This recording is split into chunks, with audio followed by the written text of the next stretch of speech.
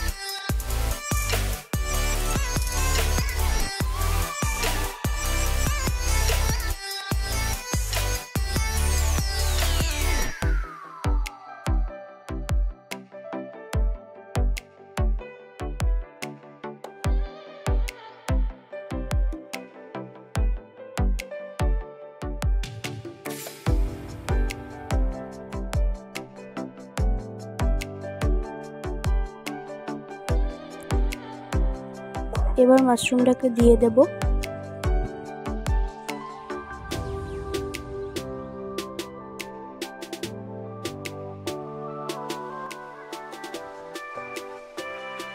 এই মাশরুম দেওয়ার পরে মাশরুমটা একটু কষে আসলে অটোমেটিক নিজে থেকে জল বেরিয়ে যাবে।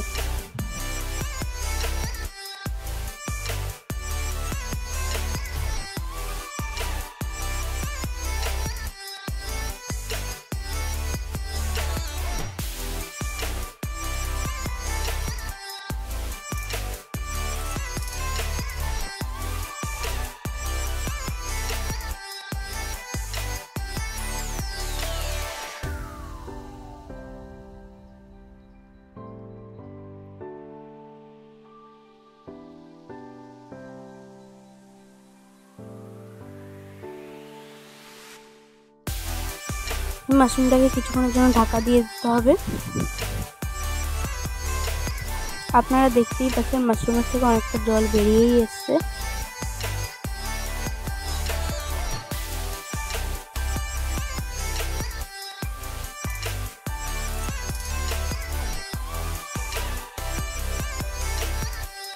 এই মাশরুমটা যাতে ভালো করে সেদ্ধ হয় তার জন্য মা একটু গরম জল ফুটিয়ে ওর ভিতরে ঢেলে দিয়েছিল। এটা অপশনাল, আপনারা দিতেও পারেন নাও দিতে পারেন।